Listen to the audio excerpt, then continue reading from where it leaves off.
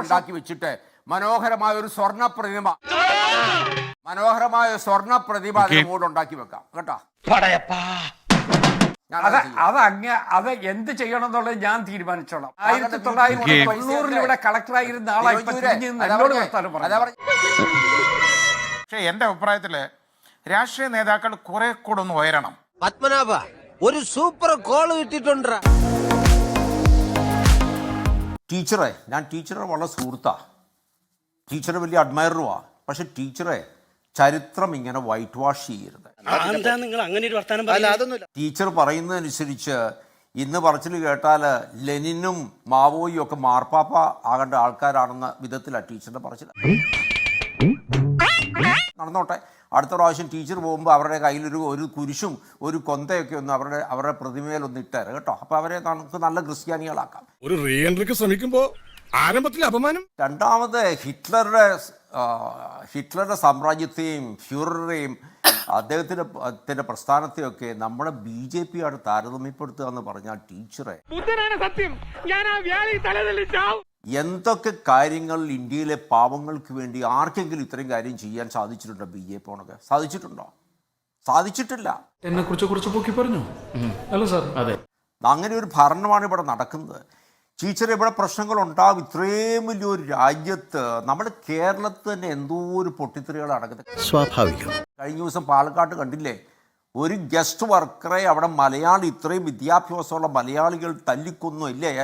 ടീച്ചറെ, അല്ല അങ്ങനെയൊക്കെ ചോദിച്ചു കഴിഞ്ഞാൽ ഇപ്പോ ഇത്രയും വിദ്യാഭ്യാസമുള്ള രാജ്യത്ത്, അപ്പൊ ഈ വിദ്യാഭ്യാസമില്ലാത്ത ഇന്ത്യയിൽ പ്രശ്നങ്ങൾ ഉണ്ടാവൂല്ലേ? എന്തോന്ന്? ഇത്രയും വിദ്യാഭ്യാസമുള്ള രാജ്യത്ത്, അപ്പൊ ഈ വിദ്യാഭ്യാസമില്ലാത്ത ഇന്ത്യയിൽ പ്രശ്നങ്ങൾ ഉണ്ടാവൂല്ലേ? ആ പ്രശ്നങ്ങൾ ഉണ്ടാവുമ്പോൾ അത് മൊത്തം എടുത്ത് മോദിയുടെ തലയിലും മറ്റേ BJPയുടെ തലയിൽ വെക്കണം. ഞാൻ ഒരു ഉറുമ്പിനെ പോലും കൊല്ലുന്ന ആളല്ല. ഞാൻ തോക്കും കൊണ്ട് നടക്കുന്ന ആളാണെങ്കിലും ശ്രീനാരായണൻജി, ഞാൻ ഒരു ഉറുമ്പിനെ പോലും കൊല്ലാറില്ല. ഭയങ്കരം തന്നെ. നല്ല ഭരണം നടക്കുമ്പോൾ, അത് പറഞ്ഞാൽ ജനങ്ങൾക്ക് വേണ്ടി കാര്യങ്ങൾ ചെയ്യുമ്പോൾ ഞാൻ അതിനെ സപ്പോർട്ട് ചെയ്യും. അതാണ് ഇതിന്റെ കാര്യങ്ങൾ. എന്ത് തങ്കപ്പെട്ട മനുഷ്യനാടാ ഇവനെ പറ്റി നീ തോന്നിയ ദിവസം പറഞ്ഞു. തിരുവഞ്ചൂർജി, അങ്ങ് രാഷ്ട്രീയത്തിൽ വന്നൊരു 10 എത്ര വർഷമായെന്ന് എനിക്കറിയത്തില്ല, 50 വർഷമെങ്കിലും ആയി മിനിമം. അതുമായിട്ട് എനിക്ക് കിട്ടുന്നു വെച്ചതാണല്ലോ. തിരുവഞ്ചൂർജി, താങ്കൾ അവിടെ വെച്ചിരിക്കുന്ന, താങ്കൾ പറഞ്ഞു ഞാൻ എങ്ങോട്ടും നോക്കുന്നില്ല എന്ന്. ഞാൻ കോട്ടയത്ത് ശീമാട്ടി ജംഗ്ഷൻ ചെന്നപ്പോൾ അങ്ങ് ഉണ്ടാക്കി വെച്ചിരിക്കുന്ന ആകാശപാത കണ്ടു. എന്നെ പൊക്കി പറഞ്ഞ് സോപ്പിടാനുള്ള പരിപാടിയാ. തിരുവഞ്ചൂർജി, അങ്ങ് ആകാശപാതയെ മുടക്കിയ പൈസ ഉണ്ടായിരുന്നെങ്കിൽ കോട്ടയത്ത് ഒരു 5000 ചെറുപ്പക്കാർക്കെങ്കിലും തൊഴിൽ കൊടുക്കായിരുന്നു. അതെന്തിനാടാ പന്നിപ്പ പറഞ്ഞത്? താങ്കൾ എന്തൊക്കെയാ തിരുവഞ്ചൂര് അവിടെ കോട്ടയത്തിന് ചെയ്തിരിക്കുന്നത്? താങ്കൾ ഒരു ഇൻഡോർ സ്റ്റേഡിയം അവിടെ ഉണ്ടാക്കി വെച്ചു.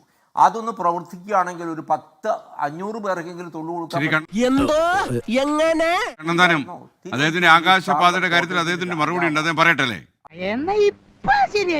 ശ്രീ തിരുവഞ്ചൂർ പറയൂ. അതാ പറഞ്ഞ അവിടെ നമുക്ക് പയറ് നമുക്ക് പടലും ഇതുണ്ടല്ലോ. ഒരു കാര്യം ഞാൻ പറയാം, അല്ല വേറെ തിരുവഞ്ചൂർ എനിക്കറിയത്തില്ല. ഞാൻ കോട്ടയത്ത് അദ്ദേഹം പറയട്ടെ.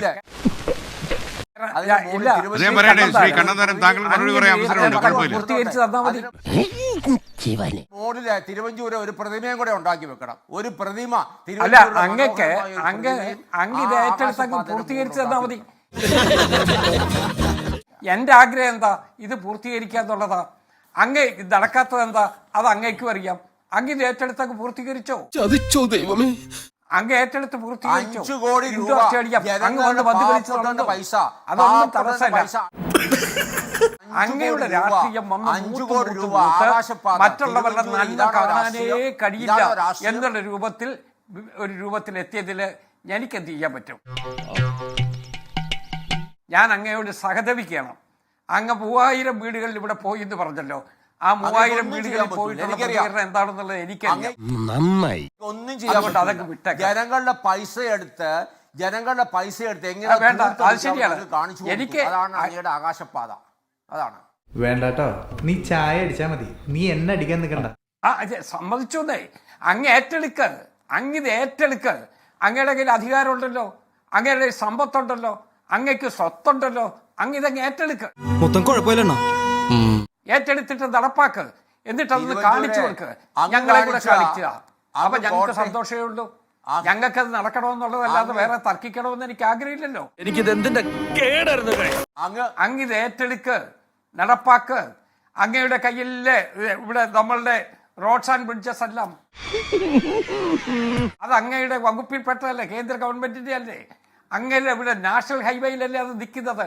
MC റോഡ് നാഷണൽ ഹൈവേ ആണെന്നുള്ള വിവരം അങ്ങേക്ക് അറിയാതിരിക്കാൻ സാധ്യതയില്ലല്ലോ. ഇതിനാണ് അവനവൻ പാരാന്ന് പറയുന്നത്. അങ്ങ് ഇത്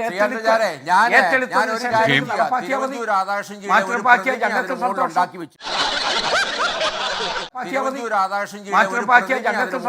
വെച്ചിട്ട് മനോഹരമായ ഒരു സ്വർണ്ണ പ്രതിമ അതിനോട് ഉണ്ടാക്കി വെക്കാം കേട്ടോ. അയ്യോ, അവന് കിട്ടിയതൊന്നും പോരാ.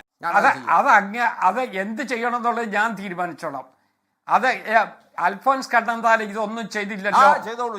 കിട്ടിയാ ഇല്ല, ചോദിച്ചു വാങ്ങിച്ചു. അൽഫോൻസ് കണ്ണന്താനം ഇവിടെ കളക്ടറായിരുന്നല്ലോ കുറെ കാലം. എന്ത് ചെയ്തു?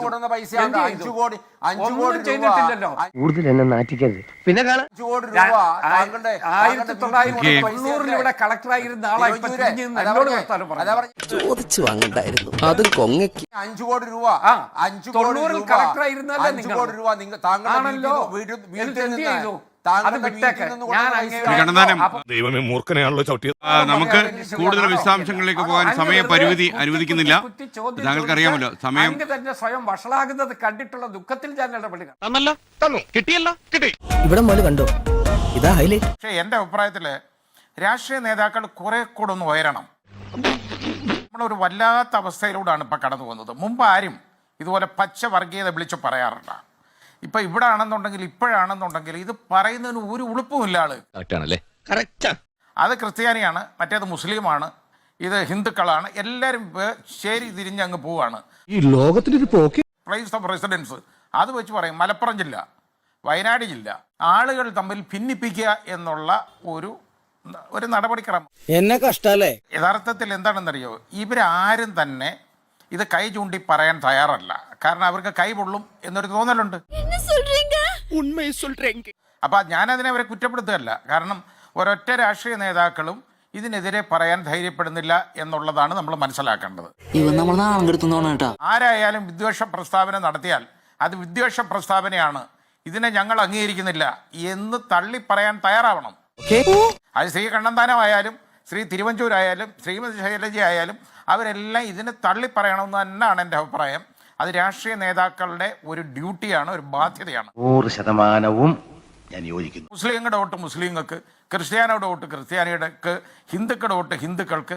ഈ രീതി പോയാൽ നമ്മുടെ രാജ്യത്ത് നമ്മുടെ ഭരണഘടനാ മൂല്യങ്ങൾക്കും ഭരണഘടനയിലെ തത്വങ്ങൾക്കും എന്താണ് വിലയുള്ളത്? ഇവിടെ ഇതിനെ തള്ളിപ്പറയാൻ ആളുകൾ തയ്യാറാകുന്നില്ല. പച്ച വർഗീയത വിളിച്ചു പറയുന്ന ആളെ കൂടെ കൂട്ടുന്നു. അങ്ങനെയൊക്കെ വരുമ്പോൾ അത് വലിയ പ്രശ്നമാണ്. ബാക്കിയുള്ള ആളുകൾക്ക് ഒരു അരക്ഷിതാവസ്ഥ അനുഭവപ്പെടും. വളരെ കറക്റ്റ്.